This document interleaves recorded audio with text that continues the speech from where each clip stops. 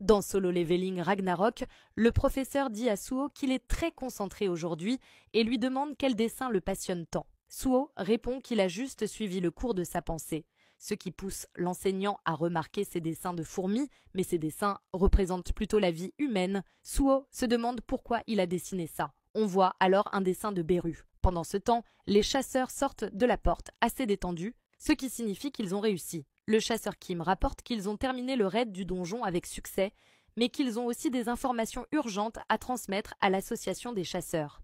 Ils sont tombés sur un nouveau type de monstre, une créature humanoïde capable de cracher des flammes bleues par les yeux et la bouche. Elle attaquait avec ses griffes et ses crocs, mais sans causer de réels dégâts. Kim a été griffé légèrement, mais rien de grave. L'agent répond que ça reste un monstre qui n'avait pas été découvert au moment de l'apparition des portails. Mais s'il n'était pas dangereux, le voilà rassuré. Il demande au chasseur Kim a un rapport simple sur ce qu'il s'est passé lors du raid. Mais soudain, sa blessure commence à brûler d'une flamme bleue, il est alors submergé, laissant tomber son épée et son bouclier au sol. L'agent lui pose une question, mais il est subitement attaqué. Les filles remarquent que le chasseur a changé et que les flammes bleues sont les mêmes que celles du monstre du donjon, juste avant qu'elles ne soient dévorées. Tout le monde commence à fuir, alors que le chaos éclate à l'extérieur. Les élèves vont à la fenêtre et sont choqués de voir les gens s'attaquer les uns les autres. Comprenant la situation, ils paniquent en se demandant quoi faire. Ils se rappellent que le professeur est un éveillé, mais celui-ci répond qu'il est simplement un éveillé de rang E. Un infecté se met à danser étrangement, puis se penche avant de foncer dans la salle de classe, brisant ainsi les vitres. Tout le monde s'enfuit, mais une fille tombe, ses jambes cèdent. Elle supplie qu'on l'aide, mais Suho continue de courir en proie à des doutes, se demandant s'il fait le bon choix en la laissant mourir. Il se dit qu'il ne peut rien faire puisqu'il n'est pas un éveillé et que même s'il blâme son impuissance, rien ne changera. Alors qu'il se demande ce que son père ferait à sa place, l'infecté se rapproche de la fille en larmes. Le monstre hurle et saute sur la fille qui voit une lumière blanche de l'autre côté du tunnel. Soudain, Suho surgit et le frappe avec un extincteur, pensant que son père aurait fait la même chose. Il a fait un rêve il y a longtemps. Un rêve qui ressemblait à un jeu. Afin de vaincre les monstres qui devenaient plus forts à chaque étage, il est monté en niveau et a combattu encore et encore. Vu que les monstres devenaient plus forts, lui aussi, il devait devenir plus puissant. Donc, à travers des nombreux challenges, il a finalement atteint le dernier étage. Le dernier boss qu'il a combattu était puissant. Bien qu'il soit son ennemi, il ne pouvait s'empêcher d'être envieux et même d'être impressionné par son pouvoir. Et pour aucune raison, l'identité du boss final était son père. C'est probablement parce que l'image qu'il avait de son père s'est réfléchie dans son rêve. Son père, qui était fort et fiable, comment est-il devenu si puissant? Si son père avait été dans cette situation improbable, Suho frappe le chasseur transformé, pensant que son père aurait fait la même chose. Alors que le monstre reculait, il a entendu dire que les attaques des non-éveillés qui n'ont pas de mana sont inefficaces contre les monstres. Il s'est précipité sans plan. Soudain, tout se fige, la fille, le monstre, tout s'est arrêté. Puis, des panneaux du système apparurent, l'informant « Vous avez répondu aux exigences de la quête secrète, courage du faible. Vous êtes qualifié pour devenir un joueur. Acceptez-vous? Cette situation, c'est comme ce rêve. Si je peux me battre comme dans ce rêve, pour quelle raison je n'accepterai pas dans cette situation désespérée ?» Murmurant qu'il accepte, une lumière éclatante l'enveloppe et le système notifie « Félicitations, vous êtes devenu un joueur, récompense de quête, quête secrète, courage du faible lion, protection du grand magicien Candiaru. Le grand magicien Candiaru vous offre une compétence spéciale. La bénédiction de Candiaru vous offrira une vie forte et saine. Effet permanent longévité. Vous êtes immunisé contre toutes les maladies, les effets toxiques, d'entrave et de poison, et votre capacité de régénération augmente énormément pendant votre sommeil. Le système va aider le joueur à se développer. Ceci n'est pas un rêve. Vous n'avez qu'une vie, soyez prudent. Le système l'informe de son nouveau statut de joueur et affiche sa fenêtre de statut. Réalisant qu'il avait eu raison, une nouvelle quête lui a été donnée. Vaincre la brûlure de brume et monter de niveau. Après être devenu un joueur et avoir reçu une quête pour éliminer les brûlures de brume, le temps recommence à s'écouler et Suho dit à la fille de se dépêcher et de fuir. En voyant les étiquettes au-dessus de leur tête, il comprend que ses adversaires sont deux non-éveillés et un chasseur qui a été transformé en monstre. S'il a vraiment éveillé ses pouvoirs, il frappe l'un d'eux avec un extincteur et le lance, puis enchaîne avec un coup de poing qui envoie la brûlure de brume dans le plafond. Cela le surprend. Il vient de vaincre un monstre en un seul coup. En donnant un coup de pied à un autre, Suo en élimine un de plus et monte de niveau. En complétant le tutoriel de la quête, il reçoit une récompense de complétion et lorsqu'il accepte, cela confirme. Il s'est bel et bien éveillé. Il frappe un autre dans le visage, mais Suo réalise que celui-ci a résisté à son attaque. Il esquive une entaille, mais se fait toucher par une autre qui le tranche verticalement. Suo bondit en arrière, pensant qu'il va se transformer en monstre, mais le système notifie que le statut a été levé. Grâce à l'effet de longévité, tous les effets d'état sont neutralisés. Il pense avoir vu cette capacité dans la fenêtre de statut. Alors qu'il réfléchit, il se fait plaquer et pense que s'il est plus faible qu'un éveillé de rang D, cela signifie qu'il est de rang E. Il doit bien y avoir un moyen, en se souvenant et en acceptant les récompenses, il reçoit des points de compétence et des points de force. Frappant la brûlure de brume et lui donnant un coup de pied pour le repousser, après avoir frappé et donné un coup de pied aux brûlures de brume, celui-ci retombe sur ses pieds. Mais Suo fonce à nouveau, lui assène un coup de poing au visage, cependant la brûlure de brume encaisse et contre-attaque, laissant une égratignure à Suo. Réalisant qu'il ne peut toujours pas l'abattre malgré sa force accrue, il investit tous ses points restant en force. Il n'a jamais entendu parler d'un éveillé capable de monter de niveau. Ton rang est censé être fixé au moment de l'éveil et aucun éveillé ne peut devenir plus fort que son rang. Cependant, il ne sait pas comment est décidé le rang de l'éveil ou le non-éveil. Mais s'il a le pouvoir de s'échapper de cette foutue structure, la télé s'écrase et le mur se brise lorsque Suo envoie la brûlure de brume à travers le mur d'un coup de poing surpuissant.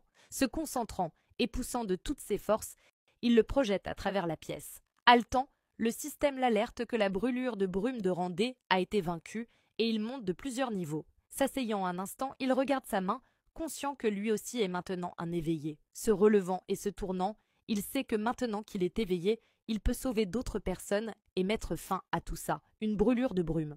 Marche, puis court avant de bondir dans les airs. Suo jette un œil à la situation dehors et est choqué de voir une brûlure de brume à la hauteur de son visage. La brûlure de brume, éveillée de rancée, brandit son épée et frappe de toutes ses forces causant une explosion. Une sirène retentit disant aux civils de se mettre en lieu sûr car une brèche de donjon a été signalée à l'université. L'armée est en alerte, tandis que le capitaine demande où est le chasseur qui a été envoyé sur place. On lui rapporte cependant que cela prend du temps, même pour les chasseurs de rang B et plus, malgré le fait qu'il s'agisse d'un donjon de rang D, car l'association des chasseurs semble tenir compte des chasseurs infectés.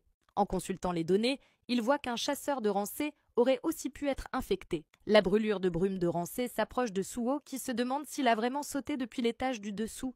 En voyant qu'il tient une arme, Suo comprend que celui-ci est différent des autres brûlures de brume. Mais il vient tout juste de monter de niveau. Alors, pourquoi ne pas essayer de se battre? Suo esquive une attaque qui trace une ligne tranchante tout autour de la pièce. Pris de panique en réalisant la puissance de son adversaire, il lance un extincteur en l'air et esquive pendant que celui-ci est tranché en deux.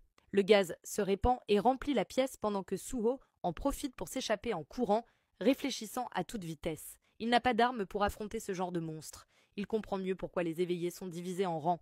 S'il arrive à tenir jusqu'à l'arrivée d'un chasseur, il prendra le relais. La brûlure de brume sort à son tour et s'arrête. Elle tourne soudainement la tête, ce qui déroute Suo, jusqu'à ce qu'elle aperçoive les filles sur le toit d'en face, pensant qu'elles seront en sécurité jusqu'à l'arrivée des chasseurs. La brûlure de brume bondit alors depuis le couloir en direction des filles, sous le regard choqué de Suo, qui voit le mur taché de sang.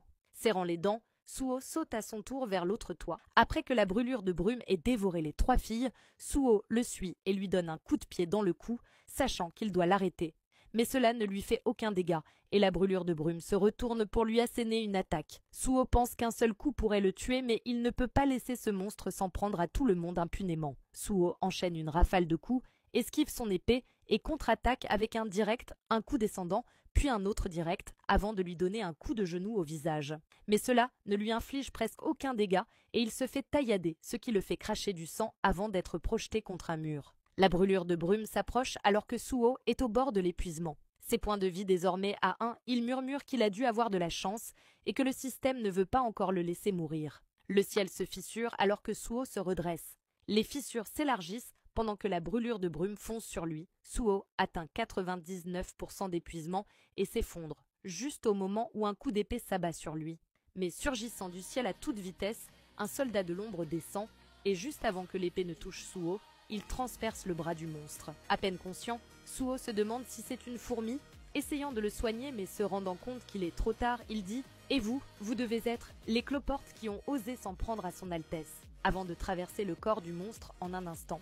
Une brûlure de brume fonce vers l'instructeur, mais devient soudainement une paire de pieds roulant au sol. Il en va de même pour tous les autres brûlures de brume autour de l'université, alors que Beru se téléporte à travers le campus, les mutilant tous. Tournoyant autour du bâtiment à une telle vitesse que toutes les vitres explosent, l'aura de Beru se répand dans toute la ville, choquant les militaires. De retour sur le toit, il s'agenouille devant Suo et dit « Ça faisait longtemps, mon prince ». Après que Suo se soit évanoui et que les souvenirs de son passé aient refait surface, il se réveille dans un lit, dans une chambre d'hôpital. Il se demande ce qu'il s'est passé et s'il va bien. Son oncle, au téléphone, lui dit qu'avec tout ce chaos, il va devoir lui trouver quelques gardes du corps éveillés. 2 jours se sont écoulés depuis l'incident de la brèche de donjon. Cet événement, qui a fait de nombreuses victimes, est devenu un problème majeur. D'abord, à cause de la découverte des brûlures de brume, des êtres qui corrompent et transforment même les chasseurs en monstres. Ensuite, à cause de la réponse tardive de l'association des chasseurs, alors que l'incident s'est produit en plein cœur de la ville. Et enfin, le mystère le plus étrange. Comment tous les brûlures de brume ont-ils été retrouvés morts avant même que les chasseurs n'arrivent? Un témoin raconte à la télévision que les gens ont littéralement explosé sous ses yeux. Suho éteint l'écran, comprenant que son éveil n'était pas un simple rêve. Il est bel et bien quelqu'un qui peut monter en niveau et devenir plus fort. Tandis qu'il se demande comment il a survécu à son combat contre la brûlure de brume de Rancé, une voix lui répond que c'est grâce à Beru qui s'est occupé d'eux. Regardant au pied du lit, il aperçoit une ombre. C'est Beru qui lui dit que cela fait longtemps qu'il n'a pas salué le jeune maître. Submergé par l'émotion, Suho commence à se rappeler. Les morceaux de mémoire éparpillés s'assemblent. Il se souvient de cette fourmi, l'un de ces créatures de l'ombre qui l'accompagnaient durant son enfance. Comment a-t-il pu l'oublier? Beru explique qu'il a traversé les dimensions pour venir jusqu'à lui. Suho, perplexe, se demande pourquoi il vivait avec ces créatures de l'ombre quand il était plus jeune. Il remarque aussi que Beru semblait plus grand autrefois. Ce dernier répond que c'est parce qu'il a utilisé beaucoup d'énergie pour voyager entre les dimensions. Mais Suho remarque que, selon la fenêtre de statut, Beru n'est qu'un simple soldat de niveau 1. Ce à quoi Beru s'emporte, maudissant ce système stupide qui ose traiter un être de rang maréchal comme un simple soldat. Suho sort alors du lit et demande si c'est Beru qui l'a soigné. Beru confirme, il est venu principalement pour briser le sceau de Suho. Mais celui-ci l'a déjà fait lui-même. Quand Suho demande si ce sceau a un lien avec ses rêves, Beru répond que ses rêves étaient tous réels. Dans le passé, il était bien plus fort qu'il ne l'est actuellement. Le grand monarque des ombres, Sang Jin-woo, a scellé ses souvenirs et ses pouvoirs dans l'espoir qu'il puisse mener une vie normale. Suho, énervé, demande s'il a un lien avec son père qui l'a abandonné. Mais Beru le corrige, son père ne l'a pas abandonné, il est parti dans l'espace. Et cet arc continue. Abonne-toi pour la suite.